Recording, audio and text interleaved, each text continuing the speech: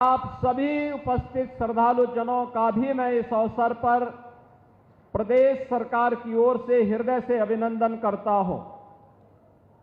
बहनों और भाइयों,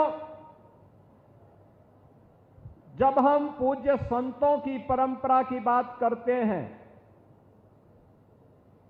तो मध्यकाल में जब देश गुलामी की बेड़ियों से जकड़ा हुआ था, विदेशी आक्रांताओं के द्वारा भारत की धर्म और संस्कृति को रौंदा जा रहा था, उस कालखंड में ज्योति की एक पुंज के रूप में सद्गुरु रविदास जी महाराज का आविर्भाव होता है।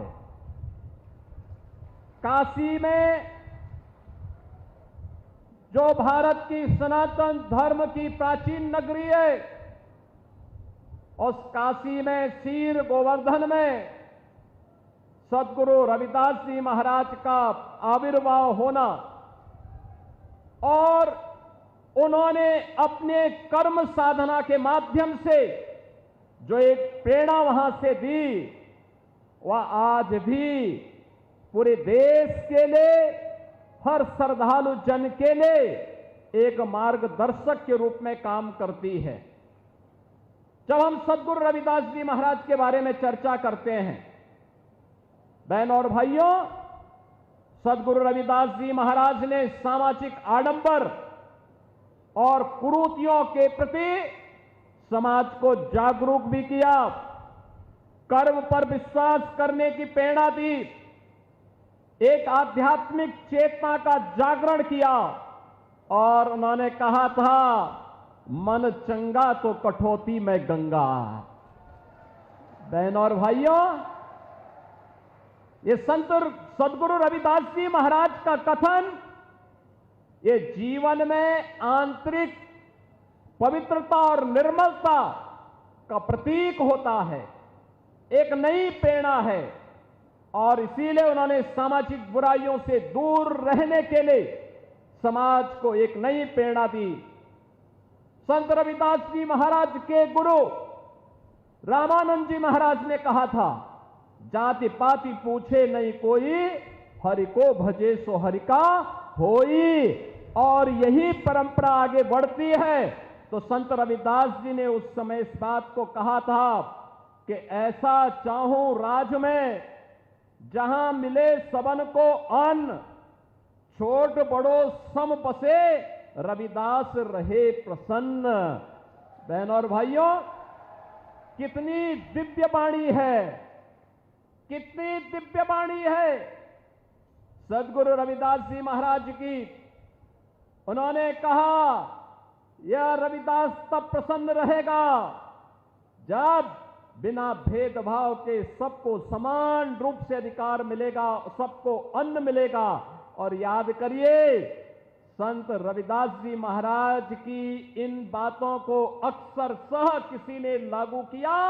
भारत के प्रधानमंत्री मोदी जी ने प्रधानमंत्री गरीब कल्याण अन्न योजना के माध्यम से भारत के 81 करोड़ लोगों को 81 करोड़ लोगों को कोरोना जैसी महामारी से लेकर के अब तक लगातार अन्न का वितरण कराया जा रहा है। यह होती है संतों की प्रेरणा। यह मेरा सौभाग्य है, सद्गुरु रविदास जी महाराज की पावन जन्मभूमि शीर गोवर्धन काशी में, वहां पर प्रधानमंत्री मोदी जी की प्रेरणा से हम लोगों ने पहले वहां पर 14 के पहले, मोदी जी के आने के पहले वहां जाने का रास्ता बहुत संकरा था, सिंगल लेन का सड़क था। आज हमने वहां 4 लेन की सड़क से जोड़ दिया है। आश्रम को भव्य रूप दे दिया है, बहुत भव्य रूप दे दिया है। और आश्रम को भव्य रूप देने के साथ साथ सद्गुरु रविदास जी महाराज की भव्य प्रतिमा स्थापना के साथ साथ अन्न क्षेत्र का निर्माण और रविदास जी महाराज के नाम पर सैकड़ों बीघा लैंड जमीन को खरीद करके वहां पर सद्गुरु रविदास जी महाराज का के नाम का पार्क और उनकी एक भव्य प्रतिमा की स्थापना का काम भी वहां पर आज मोदी जी की प्रेरणा से संपन्न हो चुका है। बहनों और भाइयों, इन दिव्य संतों ने समाज को एक राह दिखाई और वह राह एकता की राह है। एकता की राह है, समाज को जोड़ने की राह है। वह राह जो कोई किराना और कांधला की घटना नहीं होने देती है। ये वही राह है जो हमें सुरक्षा की गारंटी भी देती है, हमारा संरक्षण की गारंटी भी देती है, हमारे उत्थान का मार्ग भी प्रशस्त करती है और सम और विषम परिस्थितियों में हमें लड़ने की भी प्रेरणा प्रदान करती है। और यही तो कार्य सद्गुरु रविदास जी महाराज की इस प्रेरणा को आगे बढ़ाने का काम किया है। इस सुख तीर्थ में संत स्वामी ज्ञान भिक्षुक दास जी महाराज ने, एक दिव्य संत थे। सुख तीर्थ भारत की सनातन धर्म की परंपरा का एक पौराणिक तीर्थ है। आज से नहीं, ये भागवत भूमि है। 5000 वर्ष पहले सुखदेव जी महाराज ने राजा परीक्षित को पहली भागवत की कथा इसी धाम पे सुना करके उन्हें मुक्ति का मार्ग प्रशस्त करने के लिए जीवन में भक्ति का, ज्ञान का और मुक्ति का क्या महत्व हो सकता है, इसकी प्रेरणा इसी पावन धाम में करवाया था। याद करिए, मां गंगा भारत की सनातन धर्म की परंपरा की एक अविरल और अजरस धारा है, जो सम और विषम परिस्थितियों में हम सबको उद्धार का मार्ग प्रशस्त करती है। हम कैसे मां गंगा को भूल सकते हैं? हम कैसे सुख तीर्थ को भूल सकते हैं? और याद करिए, ये 5000 साल पहले इसी तीर्थ में ये सब घटनाक्रम घटित होता है। दुनिया के अंदर कोई मत, मजहब, संप्रदाय ये तो बताएं कि 5000 साल का इतिहास कितने लोगों का है, कितने लोगों का है। ये केवल दावा आप कर सकते हैं जिसके उत्तराधिकारी आप हैं और जिसके बाद हमारे पूज्य संत जन हैं, जो आज यहां पर इस सुख तीर्थ में यहां उपस्थित हुए हैं। और बहनों और भाइयों, आज जब हम यहां पे संत स्वामी ज्ञान भिक्षुक दास जी महाराज की 65वीं पुण्यतिथि पर यहां पर एकत्र हुए हैं, मैं उनकी स्मृतियों को नमन करता हूं, उन्हें विनम्र श्रद्धांजलि अर्पित करता हूं। और यहां पर ये जो उत्सव भंडारा, स्मृति भंडारा यहां पर आयोजित किया गया है सद्गुरु समन दास जी महाराज की स्मृति में, यहां पर मुझे स्वामी, पूज्य स्वामी गोवर्धन दास जी महाराज कह रहे थे कि लाखों की संख्या में श्रद्धालु यहां कल से आए हुए हैं।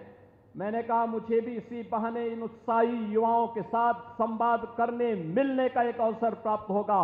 और बहनों और भाइयों, मैं तो आपसे कहने के लिए आया हूं, इसलिए कहने के लिए आया हूं कि इस बार तो नहीं हो पाया, लेकिन अगली बार यहां के पूज्य संतों की प्रेरणा से जो मां गंगा की धारा को हम यहां से लेकर के गए हैं, यहां पर इस सद्गुरु रविदास मिशन से जुड़े हुए समन दास जी महाराज के इस पावन आश्रम के सामने भी सद्गुरु रविदास और पूज्य संत समन दास जी महाराज की स्मृति में एक घाट का निर्माण हम लोग कार्य करा के पूरा कर चुके होंगे।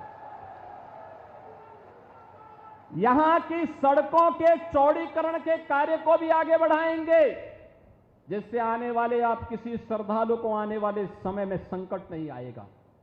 आराम से पार्किंग की व्यवस्था दी जाएगी और पार्किंग की व्यवस्था के साथ साथ यहां के सुंदरीकरण के कार्य को आगे बढ़ाना, सत्संग सभागार की स्थापना करने का कार्य भी यहां पर हम लोग आगे बढ़ाएंगे, जिससे आने वाले समय में आने वाले श्रद्धालु को सम विषम परिस्थितियों में किसी भी प्रकार की समस्या का सामना न करना पड़े। बहनों और भाइयों, जब अच्छी सरकार आती है और पूज्य संतों का मार्गदर्शन मिलता है तो अच्छा ही अच्छा होता है। अच्छा ही अच्छा इसलिए होता है, अच्छा करने के लिए सोच चाहिए। यह देश 1947 में आजाद हुआ। बाबा साहब डॉक्टर भीमराव अंबेडकर जी ने इस देश को एक संविधान दिया, लेकिन आजादी के बाद बाबा साहब भीमराव अंबेडकर को जो सम्मान मिलना चाहिए था, वह सम्मान पिछली सरकारों ने नहीं दिया। पहली बार बाबा साहब के नाम पर पंच तीर्थों का निर्माण प्रधानमंत्री मोदी जी ने किया। ये पंच तीर्थ जहां पे बाबा साहब का जन्म हुआ था, मऊ मध्य प्रदेश में, वहां पर भव्य स्मारक बाबा साहब भीमराव अंबेडकर का बन चुका है।